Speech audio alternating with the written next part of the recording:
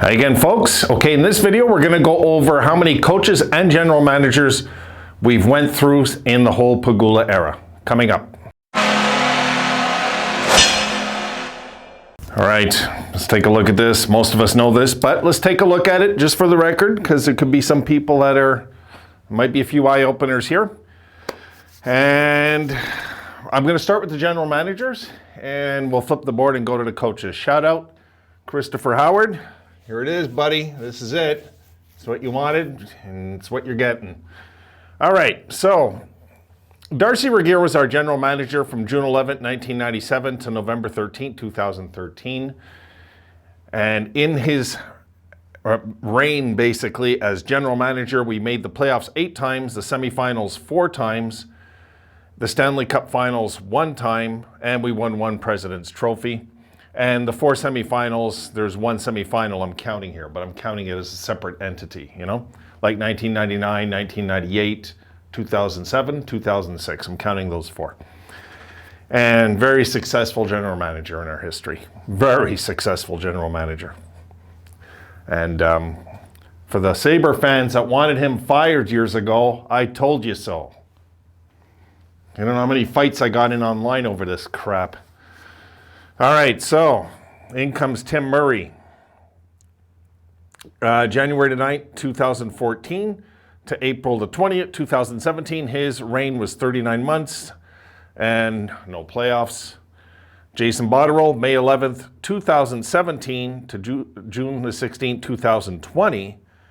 37 months, no playoffs. And currently Kevin Adams has been our general manager now for a year, basically June the 16th, 2020 till now. So that's the number is basically 4, because you got to count I believe you have to count who was there when you walked in as owner. He counts. So we've had 4 general managers and a very painful era without Darcy Regier. Very painful era, no doubt about it. But I am optimistic about Kevin Adams. I am. I know a lot of people aren't crazy about him. I'm optimistic about him. He needs to really fail before I'll say he failed, you know? Even Bots, I thought, didn't do too bad in some areas, really. You know, he made some decent trades. But who knows behind closed doors what goes on with these people? My God.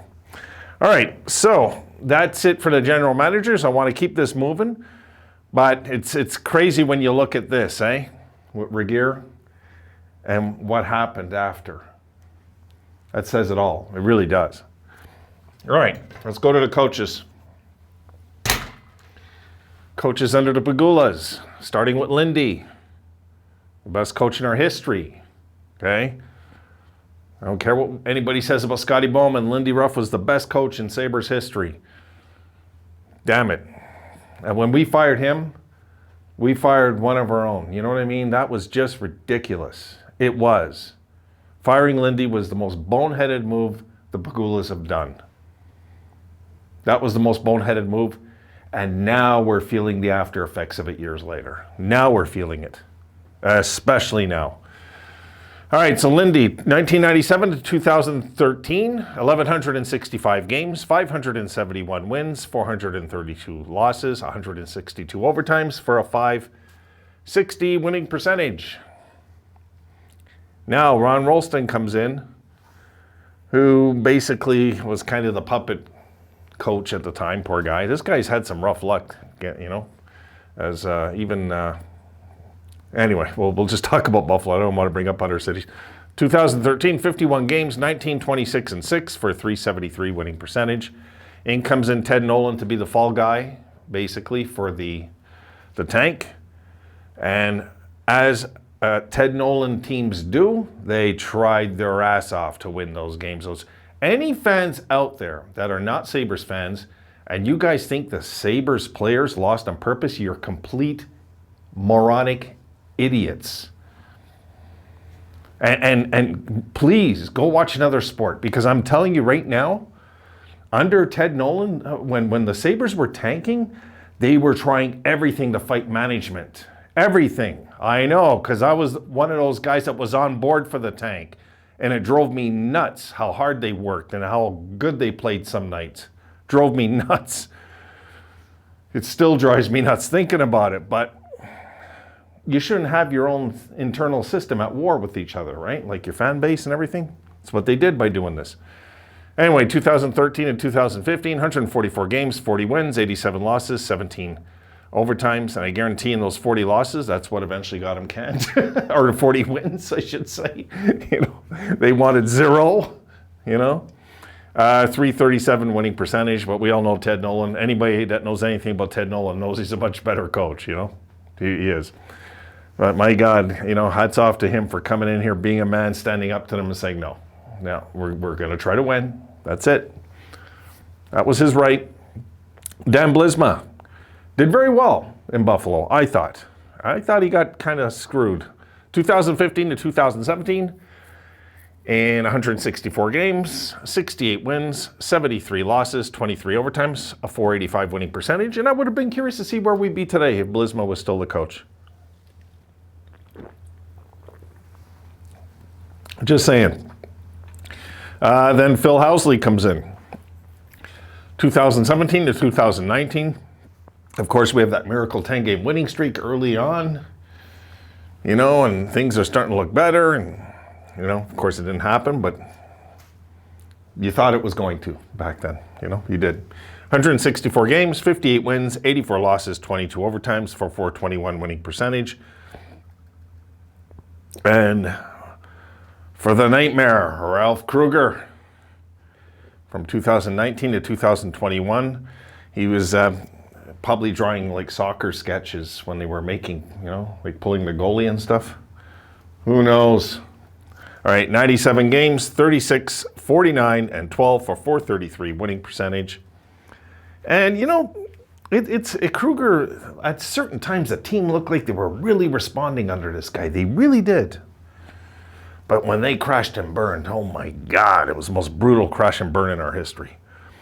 And Dan Granato, 27 games under him. You'll see in Wikipedia it says 28. It's wrong. It's 27 because you might recall he was out with the COVID thing for one game, and Adams came in and lost that game 4-0. I believe it was March 17th or somewhere in that ballpark. But you'll see the 4-0 loss was not him. So it's not, I'm not putting it here. So he was 9-15-3, 389 winning percentage. But I want to point something out here. Once the streak snapped, okay, he was 0-4-0 in that streak. And let's face it, folks, he inherited probably the worst mess in Sabres history. Seriously. It was that bad. It was that bad. We all know how that felt. We've never felt so low, I think, as fans. Anyway, he took over from that point on. Once the streak stopped, he went 9-11-3 for a 456 winning percentage, just with the kids, okay? Just with the kids. We're talking no Taylor Hall.